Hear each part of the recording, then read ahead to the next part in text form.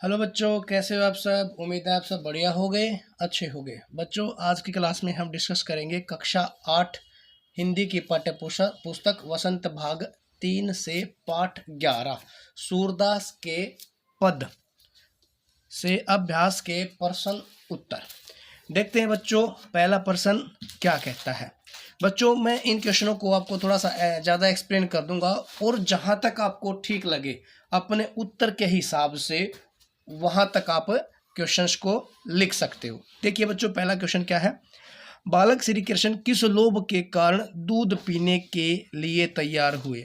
बच्चों, जैसा कि मैंने आपको एक वीडियो के एक्सप्लेनेशन में बताया है, भाई जब हम छोटे बच्चे थे तो हमारी दादी भी, नानी भी या माताजी भी क्या कहती थी, बेटा दूध पी लो, आपकी चोटी बड़ी हो जाएगी। क्योंकि दूध पीने से क्या होता है बच्चों, ताकत आती है। क्योंकि दूध क्या है, एक संपूर्ण आहार बताया गया है। इसलिए हर कोई माता पिता क्या चाहता है कि भाई उनके बच्चे भी अपने बेटे को ताकतवर बनाए और उसको दूध पिलाए। तो ऐसे ही माता यशोदा भी भगवान श्री कृष्ण को दूध पिलाने के लिए ये कहती हैं कि बेटा आप ना दूध पी लो, और दूध पियोगे तो आपकी चोटी क्या हो जाएगी, लंबी और मोटी हो जाएगी। ठीक है बच्चों, इसीलिए माता यशोदा क्या करती हैं, भगवान श्री कृष्ण को दूध पिलाने के लिए लोभ देती हैं। बच्चों, प्रश्न नंबर 2 देखिए क्या है। श्री कृष्ण अपनी चोटी के विषय में क्या क्या सोच रहे थे। बच्चों, जैसे भगवान श्री कृष्ण दूध पीते हैं और दूध पीने के बावजूद भी उनकी चोटी बड़ी नहीं हो रही है, तो वो माता यशोदा से बार बार ऐसा उलाहना दे रहे हैं, माता जितनी बार आपने कहा मैंने उतनी बार दूध पिया है, ना तो मेरी चोटी मोटी हुई, ना मेरी चोटी लंबी हुई, ना मेरी चोटी काली हुई, और ना मेरी चोटी जमीन तक पहुंची। आप तो वैसे ही मुझे बार बार दूध पिलाते रहते हो। और इसलिए भगवान श्री कृष्ण अपनी चोटी के बारे में इस तरह से सोचते रहते हैं। ठीक है बच्चों, क्वेश्चन नंबर 3 देखिए क्या है। दूध की तुलना में श्री कृष्ण कौन से खाद्य पदार्थ को अधिक पसंद करते हैं। खाद्य पदार्थ का मतलब होता है बच्चों जो चीजें खाने के योग्य हों।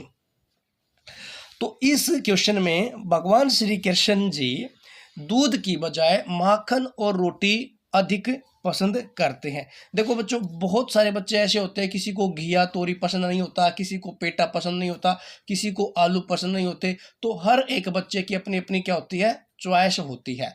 तो भगवान श्री कृष्ण भी दूध ज्यादा पसंद नहीं करते, वो माखन और रोटी को खाना ज्यादा पसंद करते हैं। लेकिन माता यशोदा क्या करते हैं, माता यशोदा उनको चोटी बड़ी करने की बात बोल बोल कर उनको दूध पिलाती रहती है।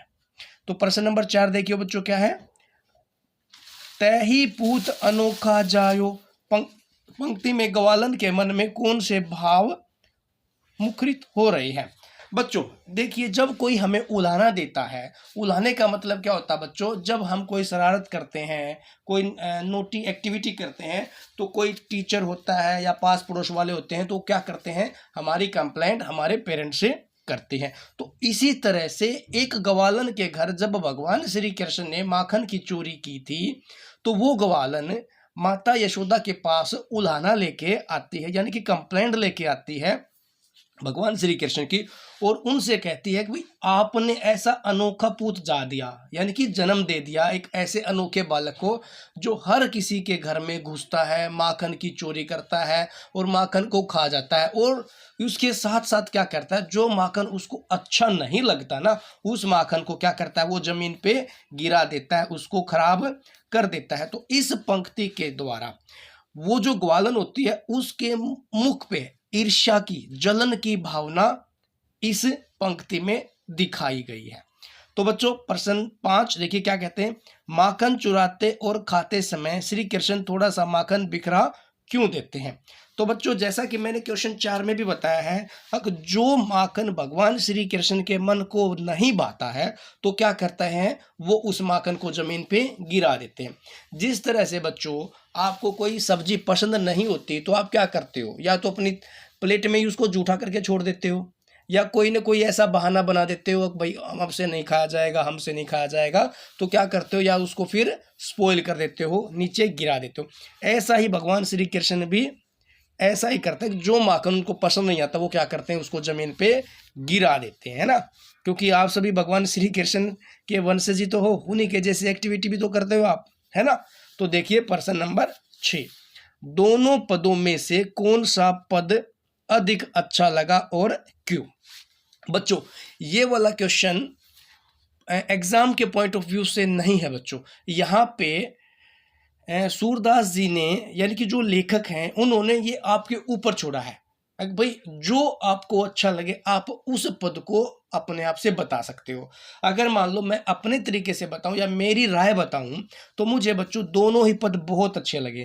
क्यों? क्योंकि एक पद में क्या है बच्चों, भगवान श्री कृष्ण की बाल लीलाओं का वर्णन है, यानी कि जब माता यशोदा उनको दूध पिलाने के लिए चोटी वाली बात कहती हैं, तो मुझे मेरा खुद का बचपन याद आ जाता है, जब मेरी माँ भी और मेरी दादी भी ऐसे बोलती थी, बेटा दूध पी ले तेरी चोटी बड़ी हो जाएगी।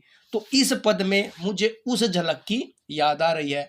और अगर मैं दूसरे वाले पद को देखूं, सोचूं, तो दूसरे वाला पद भी मुझे बहुत अच्छा लगा, क्योंकि ये मेरी उन सभी शरारतों को मुझे वापस से याद करा देता है जो मैंने भी बचपन में की थी। इसलिए बच्चों मुझे दोनों ही पद बहुत अच्छे लगे, लेकिन अगर दोनों में से किसी एक को चुनने की बात आई तो मैं पहले पद को ज्यादा चुनूंगा। तो बच्चों पहला पद मुझे इसलिए ज्यादा अच्छा लगा क्योंकि जब मैं भी छोटा था तो हर कोई मुझे प्यार करता था, चाहे वो दादा हो, दादी हो, नाना हो, नानी, मामा, कोई भी रिश्ता हो।